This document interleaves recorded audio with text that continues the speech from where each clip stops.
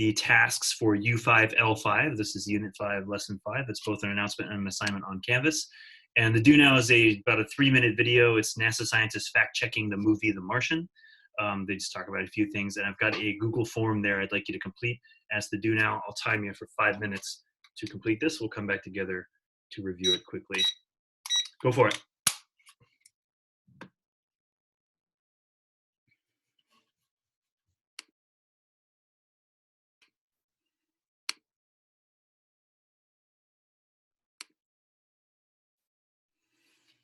So just by show of hands, how many of you have seen the movie The Martian with Matt Damon? A little more than half of you. It's pretty popular when it came out a couple of years ago. The book, really great. I recommend checking that out as well. Book delves even more into the science and the math behind it. If you haven't seen it, that might be something good to check out this weekend. I'm sure it's available to rent through iTunes or whatever. I'm not sure if it's on any streaming services, but it's worth checking out. We'll kind of come back to The Martian a little bit more. My goal is to build up to sort of a Mars mission-like project, which we'll do in our last week together. But in terms of the size of the planet, what's true about the size of Mars compared to Earth? Anyone know? This is something you guys looked a little confused on. You might be surprised. What do you think? Smaller than Earth. Much smaller. Mm-hmm.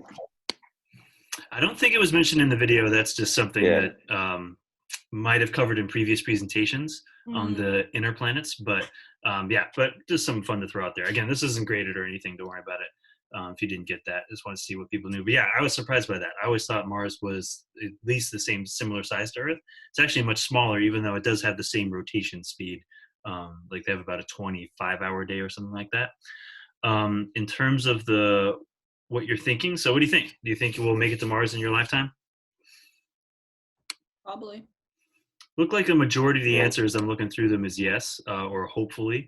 And I will say that there's definitely money behind this. There's especially these big companies now. It's kind of funny. It's gone to the billionaires, you know. So is it Richard Branson with Virgin and SpaceX with Elon Musk?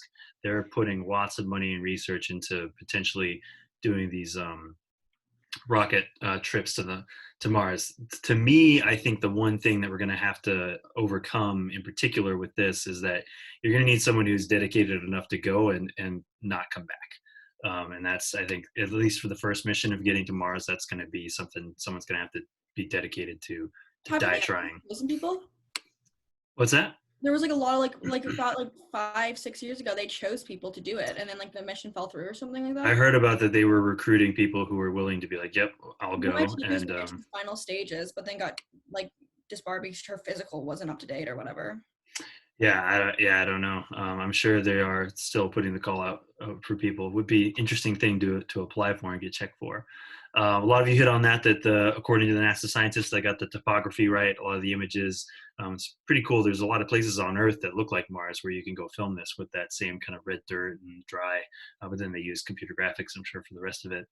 And we've touched on this before, but yeah, the wind, the atmosphere is so thin, you would never see a storm like that. And you can find longer videos on YouTube too that go into also a couple little other things about the soil content and being able to grow potatoes or something else. They mentioned that like another crop would have been better for oxygen inside of his little hab that he's in. But they seem to say that growing potatoes would work well. Those NASA scientists I remember in the video. So anyway, fun thing to start off with. So any other questions or comments on that?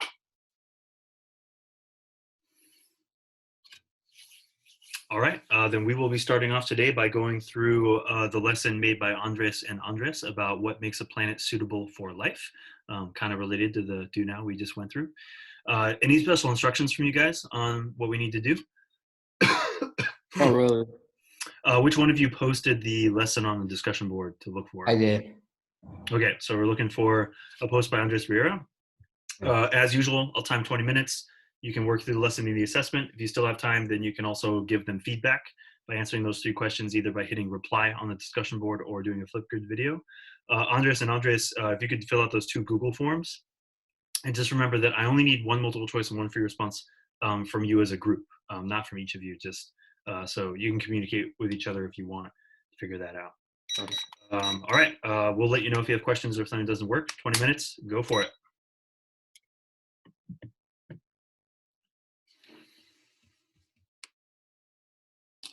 Well, I learned about the how Jupiter and Saturn will one day be habitable.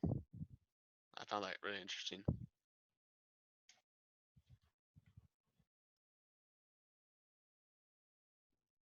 Yeah, that was new to me too. I didn't think about how the habitable zone will change as our star changes, right? So as the star becomes a red giant, which is later in its life, then yeah, Earth will be destroyed, but then those gaseous planets will be in the habitable zone. So yeah, maybe we should move to them. That was a cool thing.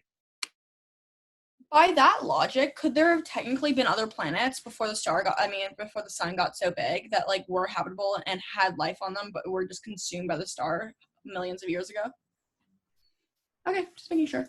Yeah, possibly, and yeah, who knows? Maybe even again, if the idea if our sun was a little bit smaller, maybe at its start and still stable, yeah, maybe Venus or Mercury, maybe it had something present on it at some point before they got, as the sun expanded, those planets got overheated and their atmospheres got eliminated. But it is crazy, and you guys do a good job of highlighting this of all the chance things that are just right for that we've got a stable sun, that we've got this gigantic molten metal core in Earth that creates a magnetic shield around us, so the atmosphere is preserved.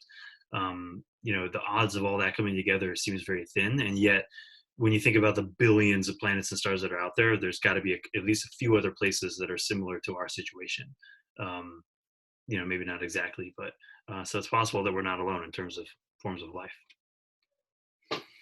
Were there any questions that popped in anybody's heads, or anything you wanted more explanation on?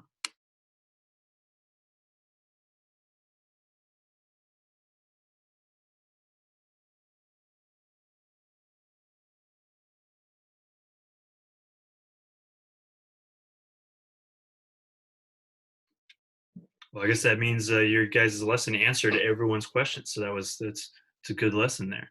The one thing that I was curious about, you mentioned how the video you showed at the very end, they talk about water and how Earth is unique for liquid water. And I do know they mentioned the origin of the water on the planet, and that I know there's some debate about what happened if Earth was struck by an asteroid at some point that was essentially a chunk of ice and that delivered all the liquid water we now have, or if another theory I've heard is that Earth is essentially the result of two planets, two big, dwarf planets that crashed together, which is why we have such a large molten core and why we have so much water on our surface. But you guys did a good job bringing up Ganymede and Europa too, which are the two moons of Jupiter that are also essentially covered in ice, but they think that there's life potentially below that ice. They think there's evidence of bioluminescence and stuff like that going on there. So cool that you touched on that. I don't know if anyone's a science fiction fan at all, but has anyone ever heard of the Broken Earth book series? There's 3 books. If you like sci-fi, you should check them out. It's a book series called The Broken Earth. Now I'm forgetting the woman's name. It's written by a woman. Oh, man, I'm forgetting. Anyway, it's they're a big deal because they won like the Nebula Award, the Hugo Award, and the Philip K. Dick Award. Like all 3 books, all 3 years. Like they're very well written. But the whole idea is that Earth has lost its moon, and so it's sort of about the environmental instability and all that stuff that would result from that. You guys made a good point about how the moon, or the video made a good point about how the moon was important to the evolution of life as well.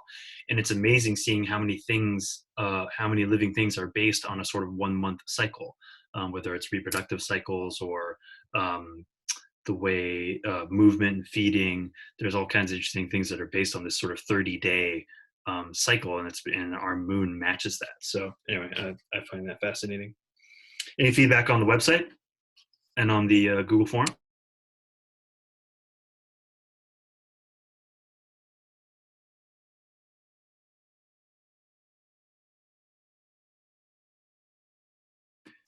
You all feel like they had enough images? Like, do you think the website was engaging and easy to use? I really liked how in the Google form it was pretty easy if you forgot something to go back and find it and read more about it and then answer the question. So it was organized in a way where we could find information really well. Did you all feel like the Google form was fair? Like you were well prepared for that quiz after reading through the site?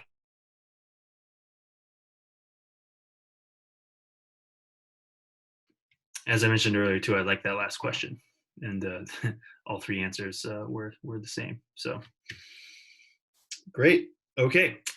Any other feedback or questions?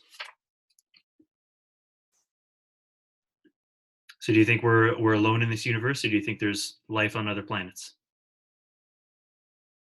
Life on other planets.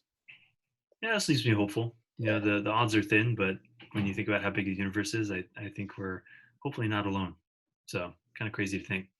But again, you know, usually it's like bacteria that they're getting excited about, not necessarily intelligent life. So, all right, let's move on to the next lesson then. We're going to be hearing from, who's up next? Kyle and Owen on Earth's moon. Any special instructions, guys, on your lesson? Well, we have the there's like the website, and then we have Jeopardy, and then there's like a activity video that like you can do. It's like a small little activity. Okay. Like And is Jeopardy something that runs through the computer? Is that something we're going to have to come back together to do? Probably come back. Yeah, we're gonna come back together. Okay. So maybe with like, what do you think, like 4 minutes left, 3 minutes left? How long do you think it'll take? We don't have to do all of it. It's just like, it probably like takes 5 minutes, probably. Okay. All right. Well, let's see where Yeah. we are after 15 minutes then, and we'll Okay. we'll come back together for that. Which one of you posted it, Kyle or Owen? I posted it. Okay. So we're looking On for. the- I posted the link to the site, and then Kyle posted like below mine. Yeah. Okay, cool. All right, so they should both be visible there. All right, kids, 20 minutes, and we'll stand by if we have questions for you guys. Meanwhile, you should work on those 2 Google Forms.